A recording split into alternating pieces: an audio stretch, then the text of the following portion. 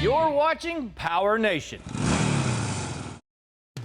Today on Detroit Muscle, we hunt through a field of automotive history in search of a new project vehicle. And I'll give you a hint, it's a mopar.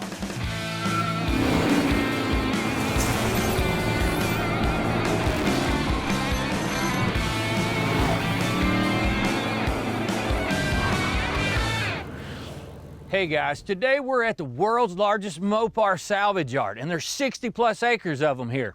Now our goal for today is gonna be finding us a new project and dragging it home.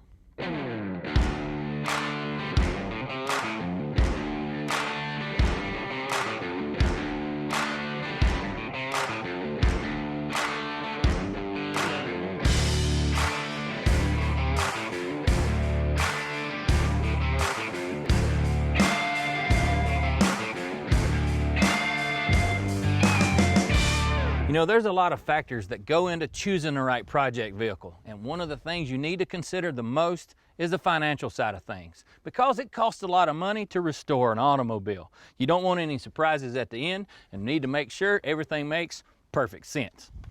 With that said, there's other makes and models that are worth more than others, so consider that before you make your decision.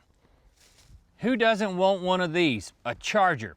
We just finished one and it was a whole lot of fun to build, but it took us nearly 3 years to put it together, and we were working on that thing all the time.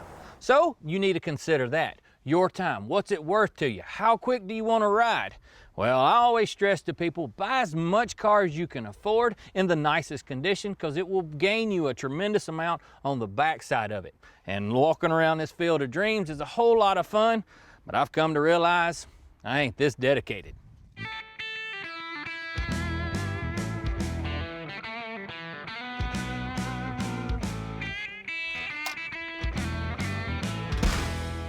So we're here to see Ted, the owner of Stevens Performance, and it's easy to say that this man is in the know when it comes to a Dodge project.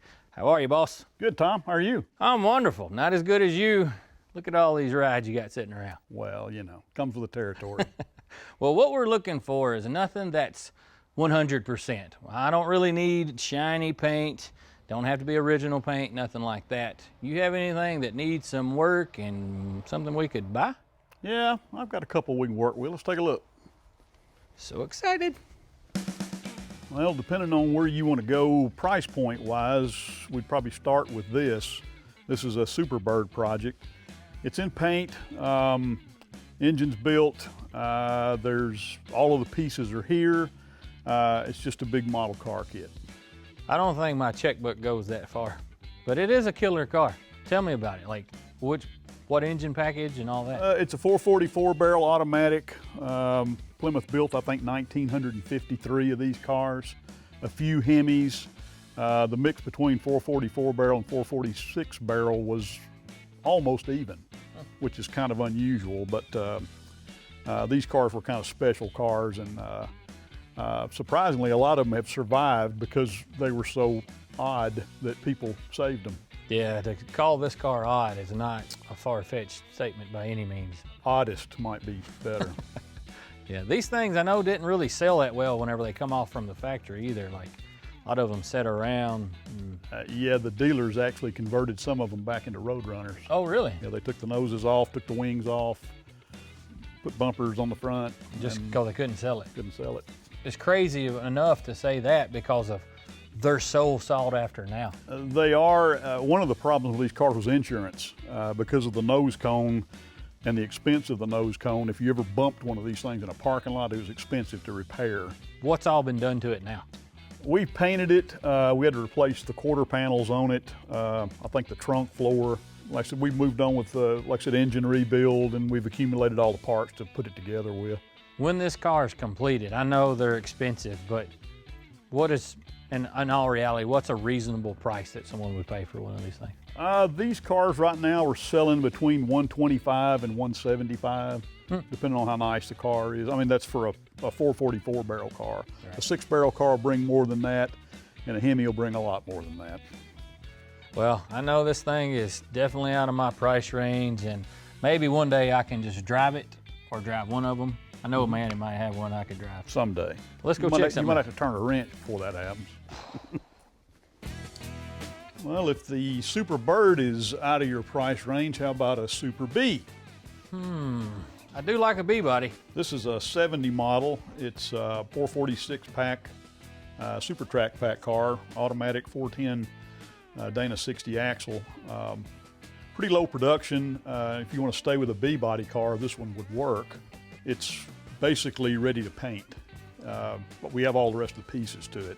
All the stuff you don't see, we have hidden somewhere. 6-pack is awesome, but I'm kind of looking for a car.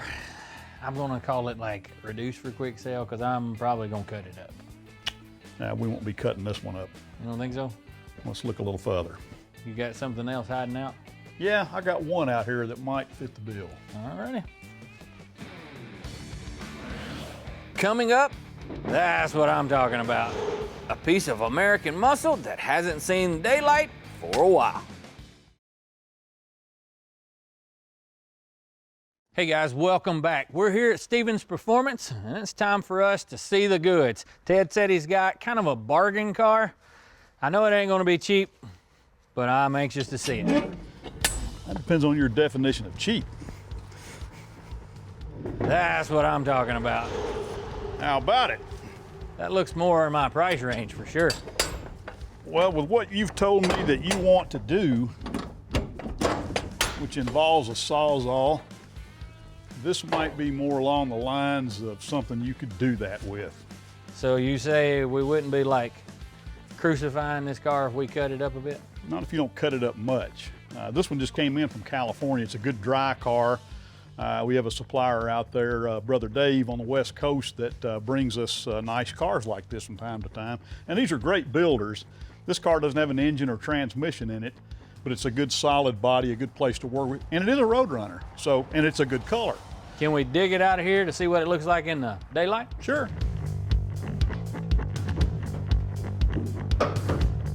All right, if you're looking for a project car, 69 Roadrunner.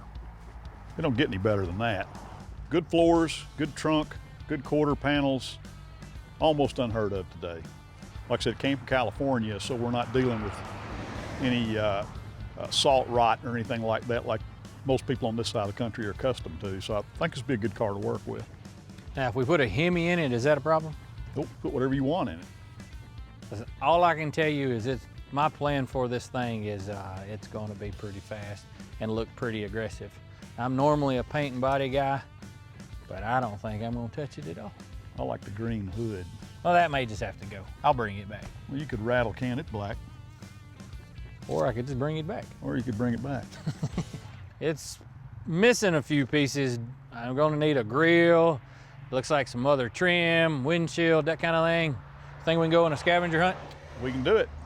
All right, I'll follow you because you know where the stuff's at. Get the tools.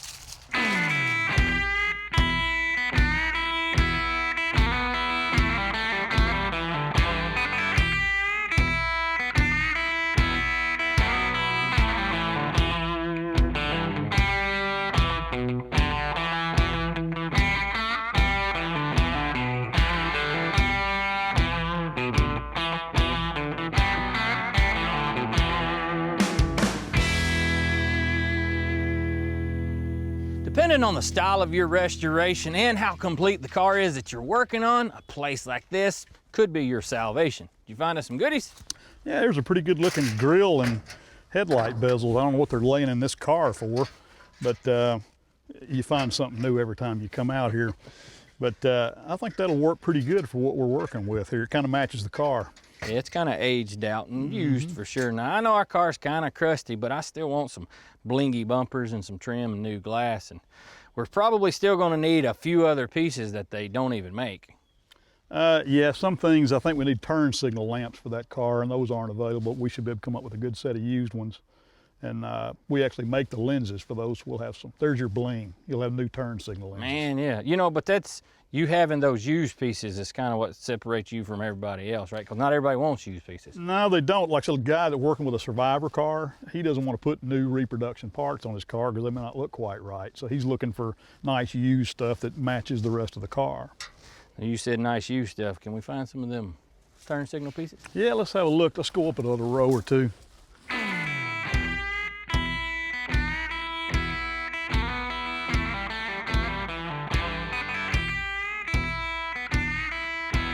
After picking through the boneyard, it was time to hit the warehouse.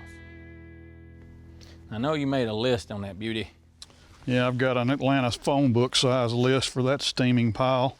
I mean, a piece of American automotive history. Come on, man, be nice. Okay.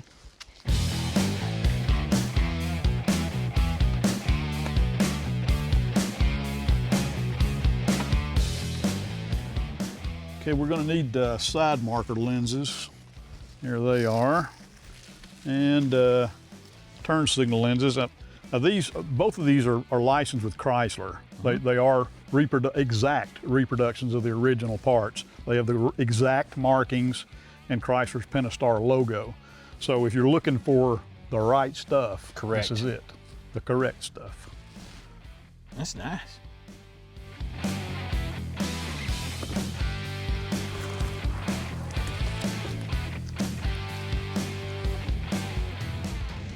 I'll about size up the outside of it. Well, I got plenty to do now, it looks like. That'll keep you busy for a day or two. Yeah, I'm sure I'm gonna be calling you. I'm gonna be needing something else. Be glad to have you. Y'all come back now, you hear?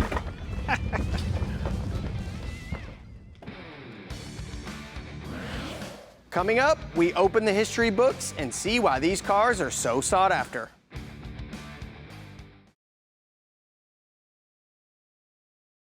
Well, anytime we have a new project in the shop, it's a good day for me. And since Tommy got to have the joy of hanging out with Ted and picking up the car, I sent him out on some errands. And you may notice we've got a new face here in the shop. This is Daniel Bo Shears, no relation.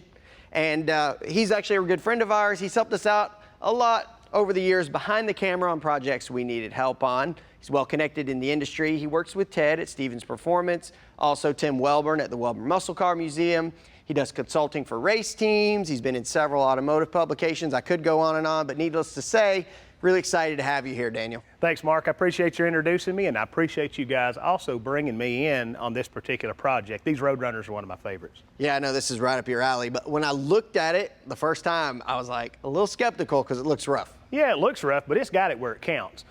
The floors are good, the frame rails are good. We don't have any major repairs to do, and it's a really good canvas for the project we've got in mind.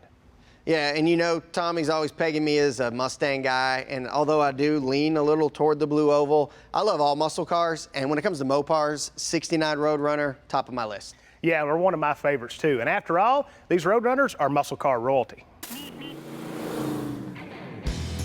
In 1968, Plymouth decided to get a little crazy with its muscle cars, and it unleashed a stripped-down, bare-bones version of its tried-and-true Belvedere.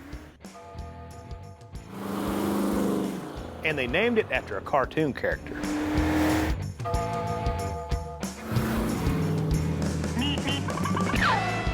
The Roadrunner was an instant hit. Many a Ford and Chevy spent time chasing down the bird car, but like the Coyote, they had a hard time catching it. What I like about driving the car is how it handles. The car handles great. The engine never came out of the car. It still runs excellent. The power in this baby is a 383 4-barrel. It hammers out 335 horsepower, and for a little extra cash, you could throw in a 6-pack, or even a Hemi if you really wanted to leave them in the dust. And the allure in 1968 for these vehicles was outstanding. Plymouth expected to sell 20,000 of these fast cars. The good news for the dealers is that these flew off the lot. They crushed their sales projections with 45,000 cars sold by the end of the year. 1969 kicked off a strong year for the cartoon car. Sales soared by nearly 200% with just over 80,000 Roadrunners sold. This relic from that era is in pristine condition. And the owner, well, you may recognize him. This car is all original, probably one of the best paint cars we have. This car has a 446 pack. Off the lot, you could take this car straight to the track and even win a race or two. Lacking trim, no hubcaps, and an oversized hood scoop, this iconic Mopar packed everything under the hood for someone to settle the score on the street or at the track. But by 1970, the sales had plummeted for the road runners, actually cut the numbers in half. They just couldn't recreate what they made with the 68 and 69s, which makes these more sought after today. So we're really lucky to get our hands on this one. What's worse than finding a flat tire on your vehicle? How about finding out pesky rodents have claimed squatters' rights and moved into your prize automobile? To help landlords evict these pesky tenants, MouseBlocker has a device that emits ultrasonic sounds that are uncomfortable for rodents. And it has a flashing light that simulates movement of a predator nearby. Now, the ultrasonic sound has 3 different settings, the loudest of which being 115 decibels. MouseBlocker tells us that they like to refer to that setting as eviction mode. Now, when you go pick one of these up, they're available in 2 power sources. Now, the one we have here is 110 volt. It's being used by hundreds of dealerships and repair facilities all around the country to protect their inventories. Now, on the other hand, the 12 volt unit, it can be placed in the car and hooked directly to your battery. Now, I know what you're thinking. It'll probably run my battery down. Well, it won't. It has a built-in sensor that will detect voltage, and when it sees less than 11 volts, it will turn itself off. So go right out and pick yourself up a MouseBlocker so you can start protecting your car or your customers' vehicles. Up next, you heard talk of a Sawzall. We'll give you the plan for our iconic muscle car next on Detroit Muscle.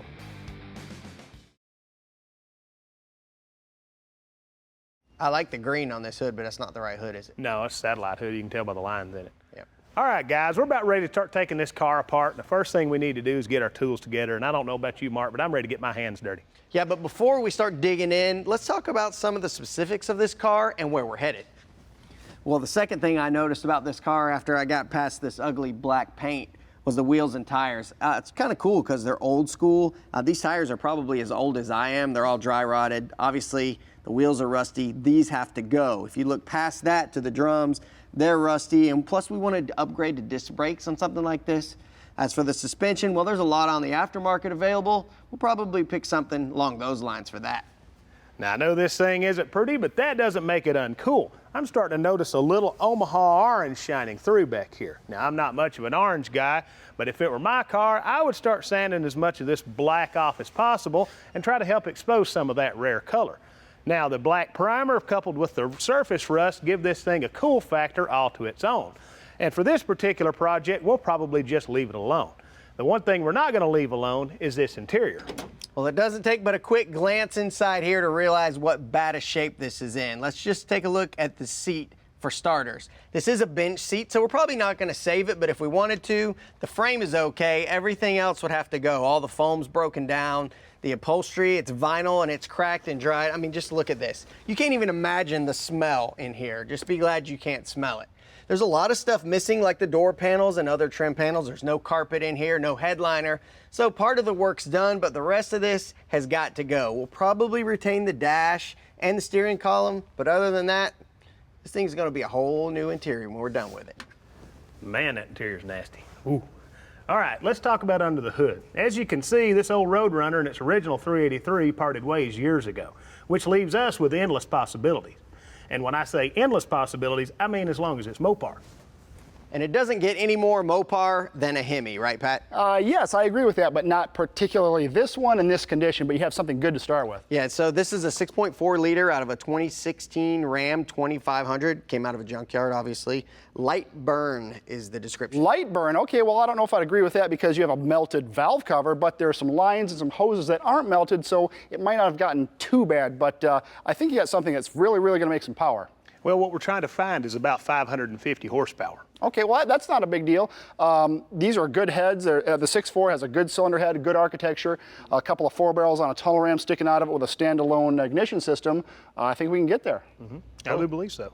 These are the most creative intake plugs I've ever seen, which now I've been looking for a new set of gloves, and I think I'll run those to the washing machine. I gotta have 2 of those too, by the way. All right, well, let's get this down to the shop and we'll see if we can get this thing apart. I'm getting back to work. Y'all do that.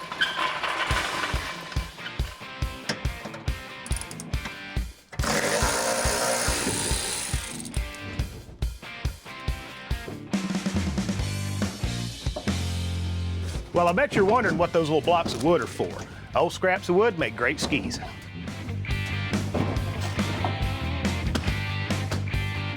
Now that we got that old bench out of the way, we can tackle the back seat. It may look like I'm being a little rough with this old thing, but it's because we have to unclip the springs from the retainers in the floor pan. And to be honest, we aren't keeping much of the original interior in this old car anyway.